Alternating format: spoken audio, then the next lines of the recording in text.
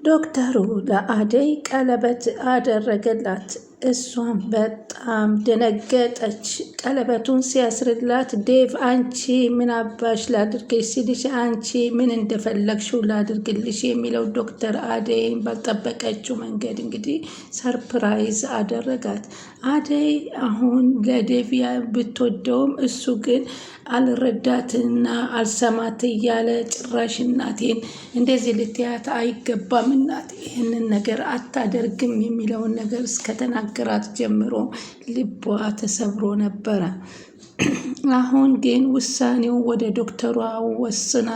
ዶክተሩ ወስናለች። አሁን በዚህ ሰዓት የምትፈልገው ከጎኗ ሆኖ የሚያበረታታትና እንግዲህ አይዞሽ የሚላት ዶክተሩ እንደሆነ ከህይወቷንም እንደዛ የዴቭ እናት ልታስወግዳት እንዲሁም ከቤሪ ጋር ሲመሳጠሩ ያዳናት እሱ እንደሆነ አሁንም ይህን ነገር ካዳነኝ ለወደፊትም ያለኝ እሱ ነው፣ በቃ ለሁሉም ነገር ይጋፈጥልኛል ዴቭ እንደሆነ እናቴ ቤሪ እያለ ጭራሽ እናቴን ለምን ትናገሪያታለሽ? እናቴን ነገር አታደርግም እያለኝ ስለሆነ እኔ አማራጭ መምረጥ አለብኝ ብላ ውስጧን አሳመነችው። እሺ ብላም ተቀበለችው። አሁን ዴቭን በጸጸት እንግዲህ ደምን ባቢያለቅስ ምንም የሚለወጥ ነገር ሊያመጣ እንደማይችል ራሱን አሳመነ። ዶክተሩና አደይ እንግዲህ አሁን ላይ በተደረገው ነገር በደስታ እየተቀበሉ ለካ ለበጎ ነው ሁሉ ነገር። ሁል ጊዜ እሱን በመከተልና ስመክር ተረጋጋ ተረዳኝ እያልኩኝ ይህን ሁሉ ጊዜ ስጨርስ ለካ አሁን ደስ የሚለው ነገር በአንተ ክሶኛል በማለት ዶክተሩን በደስታ ተቀበለችው። ዶክተሩም ከልቤ ውስጥ ያለሽው ቦታ ብታይ ኑሮ እንደዚህ አትከሱ አትልማመጭም ነበረ። በገዛ ጥፋቱም እየተነሳ ሲጮህብሽ አንቺ እንደዛ አትሆኝምለትም ነበር። ሌላው ቀርቶ ከነሱ ጋር ከነ ኪንጎ ጋር እንኳ እየተደባደበ ከዳይመንድ ጋር ስታዩ እንኳ ወደ እሱ ነበር ዴቭ እያደላሽ የምትሮጭው። ፈጣሪ ግን ጥሎ አይጥለም በማለት እንግዲህ ለዶክተር ኢዮብ እንግዲህ ቀለበቷን እንግዲህ ተቀበለችው። ዴቭም አይኑም እያየ ማልቀስ ጀመረ። የእናቱን ሴራ እንደምንም ብሎ ቢያቅም ግን ሊረዳት በፍጹም አልቻለ። በምታስረዳው ሰዓት እንኳ ሊረዳላት በፍጹም አልቻለም። ጭራሽ እማዬ እንድትናገርብኝ አልፈልግም ማለት ጀመረ። ሰላም ውድ ቻናል ተከታታዮች ሰላማችሁ በያላችሁበት ይብዛ። ለቻናል አዲስ የሆነ ሰብስክራይብ ላይክ እያረጋችሁ ጠብቁኝ። እንግዲህ በጉጉት ስንጠብቀው የነበረው አደይ ድራማ ሰራተኛዋ አደይ ቀጣይ ፓርትን ይዘን መጥተናል። ዛሬ በዶክተሩ እንግዲህ አደይ ሰርፕራይዝ ተደርጋ ኑሮ ሁሉን ነገር ታዟዙራለች እንጂ እኮ ዶክተር አንተ እኮ በጣም መካሪና የተማርክና እንትን ማግኘት ለኔ ትልቅ እድል ነው በማለት እንግዲህ ሩታ እንግዲህ ዶክተሩን ተመኝታ እግሯ እስከሚቀጥን ተሯሩጣ እንግዲህ ዶክተሩ ደግሞ ልብ ውስጥ በፍጹም ቦታ የሌላትና የአደይና የአደይ ብቻ ቦታው እንደሆነ ዳይመንድን በተደጋጋሚ ነግሯት አሁን ብታለቅስም እንግዲህ በዶክተሩ አደይን እንጂ ሌላ ማንም የምፈልገው የለኝም በማለት አሁን እንግዲህ ግልጽ መሆኑ ስታውቅ እንግዲህ አደይ ደግሞ ለካ ለእኔ እንደዚህ ስትሯሯጥ የነበረው እኔን ከዴቭ ያለኝን ግንኙነት ልታጠናክርልኝ እየመሰለኝ ነበር እንጂ አንተን እኮ እየፈለገች መሆኑን አላቅም ነበረ።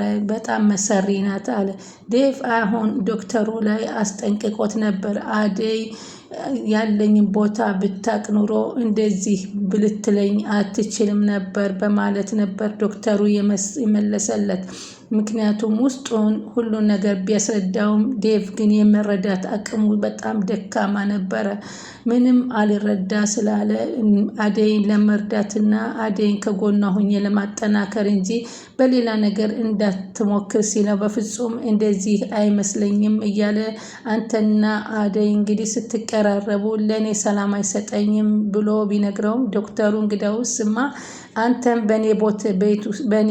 በእኔ ልብ ውስጥ ያላ ያላትን ብታቅ ኖሮ ይሄን ባላልከኝ።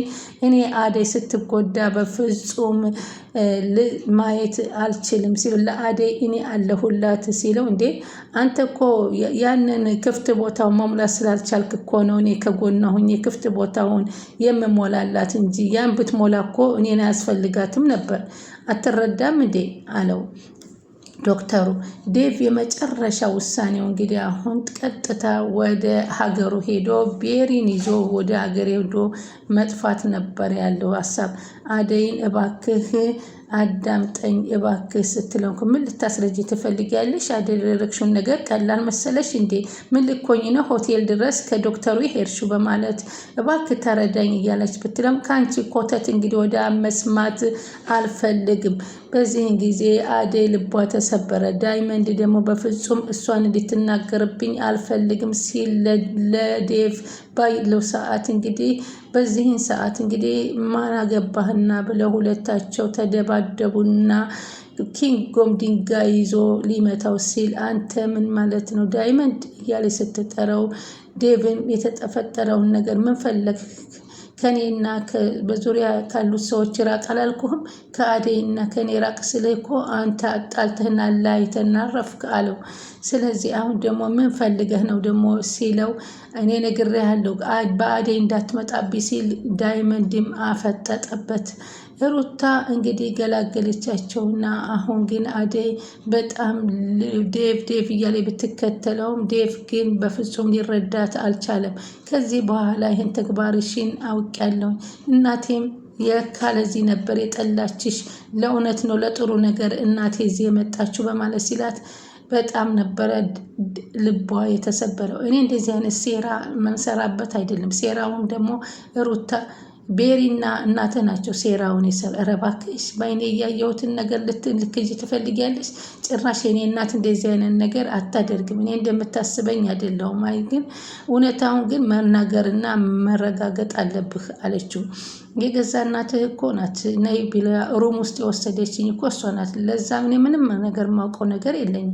አንተን ልታስታርቀኝና አስተካክላለሁ ብላ እውነታውን ስነግረኝ ለአንተም እንዳልናገር ስታስጠነቅቀኝ ነው እሺ ብዬ የሄድኩት። ዶክተሩን ደግሞ በአንድ ጎን ሄዳ እናትህ ልታግዘኝ ትችላለህ ወይ? ገንዘብ በሚሊዮን እሰጥሃለሁ፣ ከፈለክ ውጭ ሀገር አወጣለሁ፣ አባሌ ባለስልጣን ነው፣ ስለዚህ አደይን አጥፋልኝ ብላ ስታማክረው በፍጹም ይህንን ነገር ላደርግ አልችልም ስላላት ስለዚህ እሱን አስሬ ወይንም አንድ ቦታ አሳስሬ ካልሆነ በቀር አደይን ላጠቃት አልችልም ብላ ነው እንግዲህ እሱን ወደ እዛ ቦታ ላይ አስመጥታ በዚህ ምክንያት ካሳሰረች በኋላ እኔን መርፌ ልሰጠኝ ስትል በአጋጣሚ አንተ ደውለህ ወደ እንደተጠራች ውጭ ሀገር ስትነግራት ቤሪ እንድትጨርሰው አድርጋ ሄደችው። የገዛ እናትን ታምናለህ? መን ካላምንክ ጉዳይ ነው አለችው። ይህ ስለዚህ እናት ጥፋት ነው እንጂ እኔ አይደለም በማለት ብትለውም አሁን መራባክሽ እያለ እናቴ እንደዚህ ልትያት አይገባሽም። በጣም እኔ ያንቺን ማንነት ሳላቅ እስከ ዛሬ አንቺ ግን ሌላ ተግባር እንዳለሽ ከጀርባዬ ለሰከንድ እንኳን አስቤና ጠንቅቄሽ አላቅም ነበር። ሌላ ተግባር ውስጥ ተገኘሽ፣ ይገርማል በማለት አሁንም ቢሆን አንቺ እንደፈለግሽ ምንም አይነት ግንኙነት የለኝም ካንቺ ጨርሻለሁ ሲላት እሷም እኔ እንደዚህ ትላኛለህ? የሚጸጸትን ነገር አትናገር። እኔ እውነታውን ስትረዳ ግን በጣም ይጸጽታል ዴቭ ብትለውም እንግዲህ ምንም ይጸጸተኝ ነገር የለም ብሎ በህይወቴ ላይ የተጫወትሽ ነሽ አንቺ ነሽ የተጫወትሽ በማለት እንግዲህ ግትር ብሎ እንግዲህ በግትረኝነት አነጋገር እንግዲህ አደይን አበሳጭቷታል። አዴሊ እንግዲህ ከገጀራው ጋር በመሄድ እንግዲህ የቤዛን ጦሩ ሁሉን ሴራ እንዳወቀችበት እና ሁሉን ነገር ስትነግረው ሊሊ የሚጠብቀኝ ባቡሬን ገጀራው ቢነግሩ ሊሊም ከዚህን ያስወጪ ሲላት ሊያስወጣህ የምችለው ግን ከእንደዚህ አንተ የኔ ወንድም መሆን የምትችል ከሆነ ነው። ክስህን ላነሳልህ እችላለሁ እሞክራለሁ ሳይሆን አድርጊው ሲላት ይህንን የማደርገው አንተ ድጋሚ ስህተት እንዳሰራ ቃል ገብተህልኝ ከሆነ ነው ስትለው ቃል አልገባልሽም በማለት እሱም ይናገራል።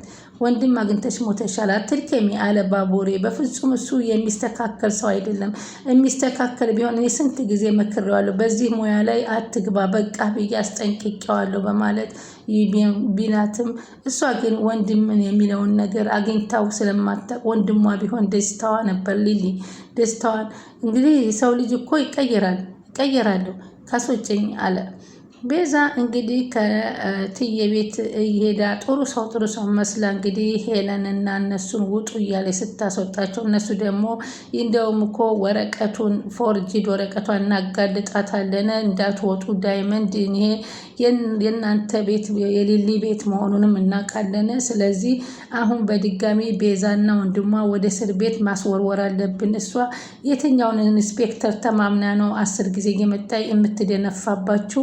ፈርታችሁ ሊሆን ይችላል። ስለዚህ እነዚህ ስም አትስጪ ቤትም እንዳትወጪ ብሎ ዳይመንድም እንግዲህ ለሄለንና ለአበበ ነገራቸውና እንግዲህ ልጅ ተባብረን ምን ነው አንዲት ቤዛ የምትባል ሰው በዚህ አካባቢ እንድናጠፋት ብናደርግ ምን አለ እያሉ እየፎከሩባት ነው። እንግዲህ የቤዛ ወንድምና ፍቅር ደግሞ ተገናኝተው እያወሩ እያሉ ለካ አንዲት ሴት እጠብቃታለሁ ብለህ ያልከው ይችን መሰሪ ነው፣ አንተ ከዚች መሰሪ አትርቅም እያለ ቤዛ ተደብቃ ትመለከተው ነበረ። ከዛም ሳም አድርጓት ሲሄድ ጉንጯን እንደዚህ እያሸች ፍቅር በደስታ ስትዋኒ ደግሞ እሷን ብለህ ልታፈቅርልኝ ነው ነግሬሃለሁ፣ ከእሷ ራቅ ብዬ ብዙ ጊዜ ነግሬሃለሁ። አንቺ እኮ አታውቂም፣ እሷ እኮ የክፉ ቀናት አንዳንዴ ጣል ሲያደርገን ብድግ ታደርገናለች እያለ ቢላትም ባለፈው እኮ አሳግተሽ አስመስዬ እኮ ብዙ ገንዘብ ከእናቷ ተቀብያለሁ አልነገርኩሽም፣ ለዛ ነው እኮ ላንቺ የደረስኩልሽ እና ለአንዳንድ ችግር ፍቅር ታስፈልጋለች ሲለው አልፈልግላትም እሷን በማለት ትናገረዋለሁ። እንግዲህ ሩታም እንግዲህ ዳይመንድ ባክሽ እኔ ብሆን ያፈቀረች ሻኪራ ያፈቀረው ነገር አለ እባክሽ ብሎ ሳቀባት። እሷም እኔ ልሆን ይችላለሁ በማለት ብትለው እኔ ተናግሬያለሁኝ፣ አንቺ ወዲህ እሷ ወዲያ ነው፣ ልባችሁ አልተገጣጠመም፣ እባክሽ ራስሽን ጠብቂ በማለትም እሷን መክሯታል። ምክንያቱም ነገ አደይ ዶክተሩን ያገባች እንደው ሌላ ጦርነት ሊከፍቱ ስለሚችሉ ብሎ ዳይመንድ እንግዲህ የዶክተሩንና የአደይን ነገር ስለሚያውቅ ሻኪራ በመካከል ገብታ ደግሞ ሌላ ችግር እንድትፈጥር ስላልፈለገ ትክክለኛውን ነገር ነግሯት ነበር። አሁን እንግዲህ ዛሬ ዶክተሩም 10 ጊዜ የምትመላለሹ ምን ሆነሽ ነው ሻኪራ ሩታ አትመላለሺ አይደክምሽም እንደ ቢላት እንኳ በፍጹም እንግዲህ እራት ሊጋብዘኝ ነው ጭራሽ እያለ ስትዘጋጅ እንግዲህ እራቱንም እንግዲህ አልተጋበዘችም ማለት ነው።